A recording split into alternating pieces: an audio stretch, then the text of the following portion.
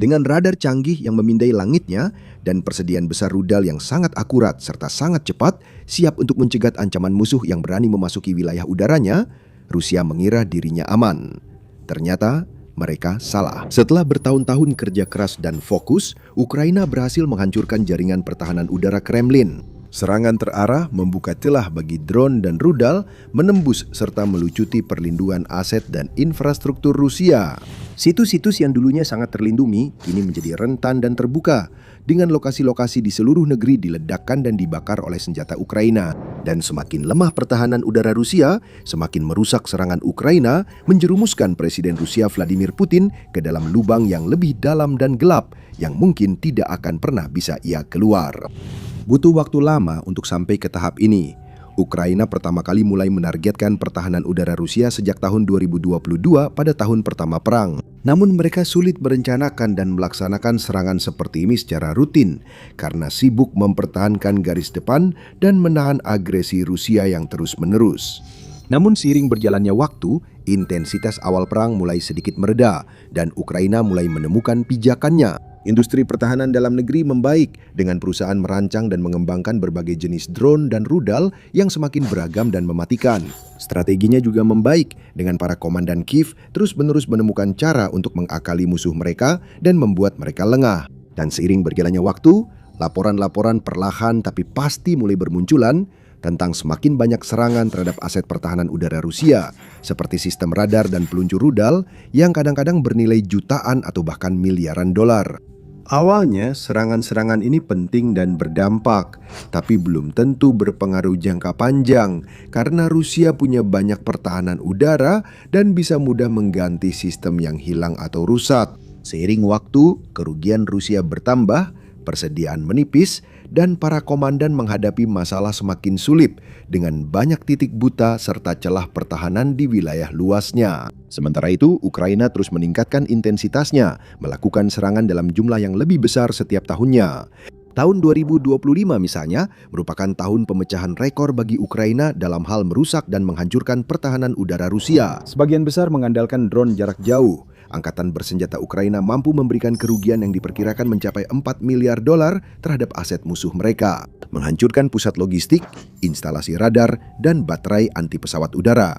Bukan hanya di daerah garis depan dan wilayah yang diduduki, tetapi juga di wilayah jauh ke dalam Rusia, ratusan mil dari zona pertempuran aktif. Dalam sebuah pernyataan yang dikeluarkan pada awal tahun 2026, Dinas Keamanan Ukraina merangkum dampak dari serangan-serangan ini dengan menulis, operasi-operasi ini memiliki efek sistemik. Mereka membuka koridor melalui sistem pertahanan udara berlapis Rusia dan memungkinkan drone jarak jauh Ukraina melintas dengan aman jauh ke wilayah musuh, menyerang pangkalan militer, gudang amunisi, lapangan udara, dan target strategis lainnya. Dan ketika tahun 2025 berakhir, Ukraina tidak mengendurkan tekanannya. Ukraina justru memanfaatkan keunggulannya. Pada awal tahun 2026, Ukraina melancarkan puluhan serangan baru yang merusak terhadap pertahanan udara Rusia, semakin melumpuhkan kemampuan negara itu untuk mempertahankan diri dan meruntuhkan klaim Kremlin tentang sistem pertahanan mereka yang disebut-sebut terbaik di dunia. Sebagai contoh, pada bulan Januari, sebuah radar 9S-32M1 yang merupakan bagian dari sistem pertahanan udara S-300V milik Rusia berhasil dihancurkan. Pada bulan Januari, pasukan Ukraina menyerang Kapustin Yar State Central Inter-Service Missile Test Range di wilayah Astrakhan, Rusia, dengan kerusakan yang dikonfirmasi pada fasilitas tempat rudal balistik dirakit, diservis, dan diuji. Pada bulan Maret, Ukraina merayakan serangan yang lebih sukses lagi terhadap aset pertahanan udara seperti peluncur bergerak S-400 Triumph Rusia dan sistem pertahanan udara Buk M3. Ini hanya beberapa contoh menunjukkan Ukraina melakukan lebih dari 40 serangan terkonfirmasi pada kuartal pertama 2026. Itu termasuk 25 serangan terhadap sistem radar dan 19 serangan lainnya terhadap platform peluncuran. Berikut adalah daftar lengkap seluruh platform peluncuran yang jadi target dan berhasil dihancurkan Ukraina dalam periode itu, menurut analis intelijen sumber terbuka Clement Molin. 6 sistem Buk, termasuk peluncur dan kendaraan pengangkut pengisi ulang dari varian Buk M1, M2, dan M3. 5 sistem Tor, termasuk varian Tor M1 dan M2 konvensional, serta Tor M2 DT Arctic yang langka, yang secara khusus dirancang untuk tahan terhadap suhu sangat rendah agar dapat beroperasi di kondisi Arktik. 5 sistem pansir meriam dan rudal jarak pendek, termasuk varian S1 dan S2. Salah satu dari sistem ini berhasil dihancurkan oleh drone FP2 Ukraina kelas berat yang membawa hulu ledak seberat 100 kg atau sekitar 220 pon. Dan perlu dicatat juga bahwa salah satu pansir yang dihancurkan oleh Ukraina adalah model unik yang belum pernah terlihat dalam pertempuran sebelumnya dan dipasang pada sasis Belarus MZKT 7930. 2 sistem OSA juga berhasil dihancurkan, masing-masing bernilai lebih dari 10 juta dolar, namun berhasil dihancurkan oleh drone-drone termurah Ukraina, kembali menunjukkan efektivitas biaya drone Ukraina. Selain semua target yang telah disebutkan sebelumnya, Ukraina juga berhasil menghancurkan setidaknya 1 sistem S-300 milik Rusia, beberapa peluncur S-400 sistem pesisir seperti peluncur rudal Bastion, dan beberapa sistem jarak pendek Rusia lainnya seperti Tunguska dan Strela 10. Masing-masing sistem ini mungkin tidak terlalu berarti secara individu. Komandan Rusia mungkin tidak terlalu terpengaruh jika kehilangan 1 atau 2 peluncur di beberapa tempat. Namun saat puluhan sistem secara rutin diserang dan dihancurkan, hal ini menjadi masalah serius yang tak bisa diabaikan Kremlin, seperti dicatat pakar pertahanan udara Thomas Nagy. Jika Anda mengumpulkan cukup banyak keberhasilan taktis, hal itu sudah menjadi sangat relevan di tingkat operasional. Dan itu baru platform peluncurnya saja. Molin dan analis intelijen sumber terbuka lainnya juga menemukan bukti yang mendukung penghancuran 25 sistem radar berbeda pada bulan-bulan awal tahun 2026, termasuk radar pelacak 92N6A dan 92N6E yang secara efektif berfungsi sebagai mata dari sistem pertahanan udara S-400. Radar langka 9S15 Imbir dan 9S32M1 yang keduanya digunakan dalam sistem S-300V juga telah berhasil dihancurkan. Dan begitu juga radar dari sistem S-350 Vitiaz seperti radar multifungsi 50N6E. Rusia juga telah mengalami kerugian beberapa anggota mahal dari keluarga radar Nebo seperti 55 ZH6U Nebo U dan 1L119 Nebo SVU yang bernilai 100 juta dolar bersama dengan sistem radar ketinggian rendah Potlab dan Castor 2E2. Beberapa radar peringatan dini dan anti-drone juga telah dihancurkan seperti P182 Prima P18 Terek dan SOPA 2 serta sistem pengendali lalu lintas udara seperti RSP-10. Beberapa radar dan platform pertahanan udara ini berasal dari era Soviet. Sebagian lainnya lebih baru, dan banyak diantaranya merupakan pilihan terbaik Rusia untuk melindungi wilayah udaranya dan melindungi infrastrukturnya. Semuanya kini dimusnahkan secara sistematis, dan Rusia tampaknya tak bisa berbuat banyak. Meskipun semua propaganda Kremlin dan klaim membanggakan tentang sistem seperti S-400 dan Buk M3, tidak satu pun dari platform ini tampaknya cukup andal atau tangguh untuk menahan serangan drone Ukraina. Semakin banyak yang dihancurkan Ukraina, semakin besar keunggulannya. Nak menggambarkannya seperti efek keju Swiss dengan mengatakan Anda memiliki keju yang sangat padat tetapi ada lubang di dalamnya. Itulah yang terlihat pada sistem pertahanan udara Rusia saat ini. Jelas pihak Ukraina ingin lubang-lubang itu menjadi semakin besar.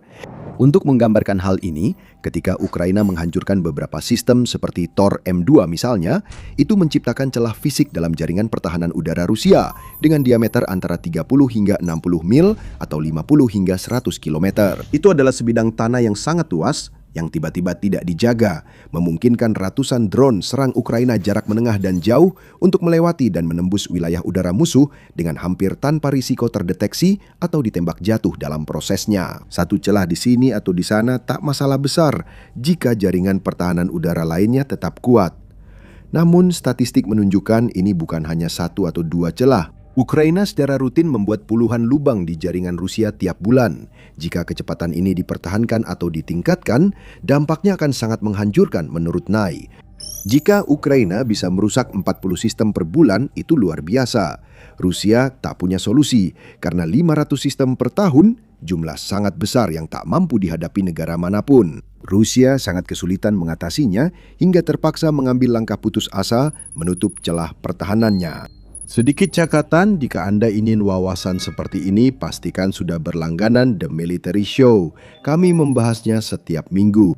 Di awal perang, kehilangan satu sistem pertahanan udara bukan masalah besar bagi Rusia karena masih banyak cadangan yang bisa dikerahkan sebagai penggantinya. Saat ini, ceritanya sangat berbeda. Dengan semakin sedikit aset yang dimiliki, Kremlin tidak lagi mampu mempertahankan semua wilayah yang diinginkannya dan harus memprioritaskan lokasi-lokasi terpenting serta mengorbankan beberapa wilayah saat memindahkan aset pertahanannya. Negara tersebut berada di bawah tekanan yang sangat besar akibat serangan Ukraina, sehingga ada laporan bahwa Rusia menarik beberapa sistem radar Kasta 2E2 low altitude dari perbatasannya dengan Finlandia, negara anggota NATO, untuk menutupi beberapa celah yang lebih dekat dengan garis depan Ukraina.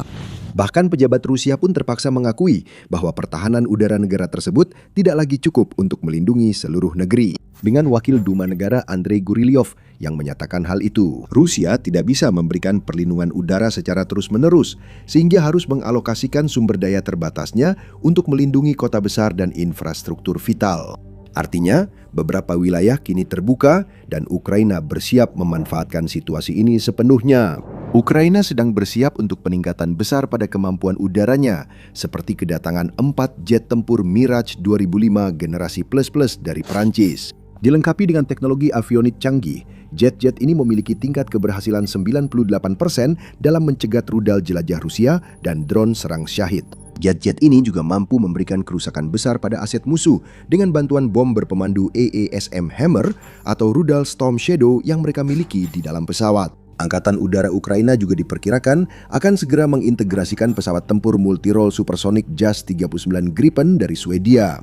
Sebagai pesawat tempur yang fleksibel, Gripen dapat lepas landas dari landasan pendek serta diisi bahan bakar dan dipersenjatai ulang hanya dalam 15 menit, sehingga siap terbang dan menjalankan operasi berikutnya dengan waktu jeda minimal.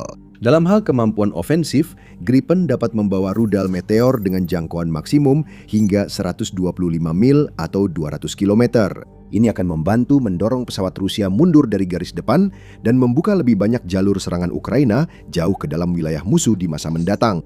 Semakin banyak kerusakan yang Ukraina lakukan pada pertahanan udara Rusia, semakin besar dampak pesawat seperti ini di masa depan. Namun, Ukraina juga bertindak. Ukraina sudah menggunakan senjata yang dimilikinya untuk memanfaatkan kelemahan di jaringan pertahanan udara musuh dan menimbulkan kerusakan besar dalam prosesnya. Sepanjang kuartal pertama tahun 2026, telah ada laporan yang dikonfirmasi tentang serangan mendalam yang menghancurkan terhadap banyak pabrik militer Rusia, pangkalan, dan gudang amunisi. Sebagai contoh, pada bulan Januari, Ukraina menyerang salah satu gudang amunisi terbesar Rusia yang terletak lebih dari 550 mil atau 900 km dari perbatasan Ukraina di wilayah Kostroma. Di sana, tidak jauh dari kota Nea, drone Ukraina mengincar gudang senjata Grau ke-100 dengan citra satelit dari lokasi tersebut menunjukkan banyak kebakaran aktif dan bekas ledakan dalam beberapa jam dan hari setelahnya. Fasilitas ini memiliki kapasitas untuk menyimpan hingga 150.000 ton amunisi dan kemungkinan ribuan ton hancur dalam serangan tersebut. Pada bulan Februari, Ukraina menyerang lagi, kali ini menargetkan pabrik Votkinsk.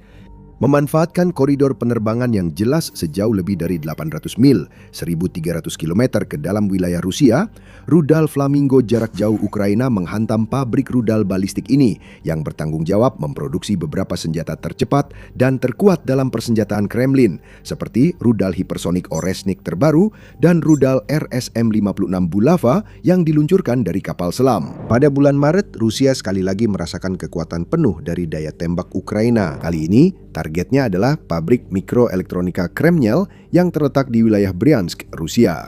7 rudal Storm Shadow menghantam pabrik itu, salah satu fasilitas terbesar dan terpenting untuk memproduksi chip bagi rudal Iskandar dan beberapa sistem pertahanan udara S-400. Serangan ini berhasil memberikan pukulan berat pada kemampuan ofensif dan defensif Rusia sekaligus. Ini sekali lagi hanyalah beberapa contoh saja. Ukraina juga telah melakukan banyak serangan lainnya di wilayah Rusia, menargetkan pelabuhan minyak, kilang, pipa, pusat logistik, dan lain-lain. Semua serangan ini berdampak secara kumulatif, dan fakta bahwa Ukraina begitu aktif terus melemahkan pertahanan Rusia sangatlah penting. Setiap kali Ukraina menghancurkan persediaan atau memaksa pabrik produksi rudal untuk tutup, itu berarti mengurangi kemampuan Kremlin untuk mempertahankan diri. Sementara itu, penghancuran radar dan platform peluncuran membuka lebih banyak celah, lebih banyak koridor, lebih banyak jalur bagi drone, rudal Flamingo, dan senjata udara penghancur lainnya untuk melintas, memaksa Rusia ke sudut tanpa jalan keluar. Namun, salah jika menyatakan pertahanan udara Rusia sudah sepenuhnya hancur. Ini adalah Rusia, bagaimanapun juga negara terbesar di dunia dengan salah satu militer terbesar yang pernah ada. Sebuah negara yang memasuki perang ini dengan ribuan tank, puluhan ribu kendaraan lapis baja, dan jumlah radar serta pertahanan udara yang sangat besar juga. Rusia belum kehilangan semua pertahanan itu. Memang, sebuah laporan dari Royal United Services Institute, RUSI, menegaskan hal itu. Struktur monolitik Rusia dan banyaknya entitas bawahan memastikan bahwa negara tersebut masih memiliki jaringan pertahanan udara dan rudal yang padat dan relatif canggih. Rusia memiliki pabrik-pabrik yang terus memproduksi sistem dan amunisi baru. Dan meskipun Ukraina memiliki banyak kisah sukses, ada juga kasus di mana sistem Rusia berhasil menjatuhkan drone dan rudal musuh sebelum mereka sempat menyerang targetnya. Namun Ukraina juga sedang beradaptasi dengan hal itu. Misalnya, Ukraina kini sering menyerang dengan meluncurkan kawanan drone lebih dulu untuk mengacaukan pertahanan udara dan radar musuh. Sebelum rudal jelajah mengikuti dari belakang, melewati tanpa dicegat, dan memberikan kerusakan besar saat menghantam target. Dan karena Ukraina telah mengembangkan industri produksi drone yang sangat efisien, mereka dapat membuat kendaraan udara tak berawak yang dibutuhkan dalam jumlah besar tanpa harus mengeluarkan biaya besar untuk melakukannya. Selain itu, meskipun jaringan pertahanan udara Rusia masih memiliki kekuatan, namun tidak diragukan lagi semakin melemah. Dan bukan hanya karena serangan Ukraina, tetapi juga karena sanksi. Laporan Rusia yang sama mencatat bahwa Rusia sangat bergantung pada komponen barat seperti papan sirkuit cetak dari perusahaan Amerika bernama Rogers Corporation untuk membuat beberapa peralatan pertahanan udara terpenting mereka seperti radar array yang digunakan dalam sistem S-500. Insinyur Rusia juga menggunakan program desain barat seperti Altium Designer dan ANSYS saat mengembangkan dan mensimulasikan sistem pertahanan. Sanksi yang dijatuhkan kepada Rusia oleh dunia barat membuat Moskow semakin sulit untuk mendapatkan komponen-komponen ini dan mengakses perangkat lunak tersebut. Semakin lama, hal ini semakin sulit dan bisa saja perusahaan pertahanan Rusia tidak lagi berfungsi seperti sebelumnya dengan produksi menurun tajam serta makin sedikit rudal, radar, dan platform pertahanan yang diproduksi. Sementara itu, Ukraina tampaknya benar-benar bersedia, mampu, dan bersemangat untuk terus memanfaatkan keunggulannya tanpa memberi Rusia sedikit pun waktu untuk beristirahat. Mereka terus meningkatkan tekanan setiap saat. Dan jika Ukraina bisa mempertahankan kecepatan atau bahkan meningkatkan frekuensi serangannya terhadap pertahanan udara musuh, Rusia sama sekali tidak akan mampu mengimbanginya. Dalam jangka panjang, Ukraina dapat terus menyerang wilayah Rusia, terutama merugikan kontraktor pertahanan negara itu. Dan rakyat Rusia biasa juga merasakan tekanan saat drone dan rudal melintas di langit di atas kepala mereka, menghancurkan infrastruktur militer dan minyak negara itu satu demi satu. Dengan pertahanan yang semakin berkurang untuk melindungi aset dan lokasi penting, Komandan Kremlin harus memilih mana yang dilindungi dan mana yang ditinggalkan. Anda bisa pelajari bagaimana Rusia menderita dalam video ini yang membahas serangan terbaru Ukraina menghancurkan industri minyak negara itu dan menghapus upaya Putin selama puluhan tahun hanya dalam seminggu. Sebagai alternatif, tonton video ini untuk melihat langsung pahitnya kehidupan tentara Rusia. Menjelaskan bagaimana pasukan Kremlin kerap diperlakukan brutal oleh komandan atau dikirim dalam misi bunuh diri tanpa pelatihan, perlengkapan, atau perlindungan yang memadai. Terakhir, jangan lupa berlangganan The Military Show untuk lebih banyak video seperti ini.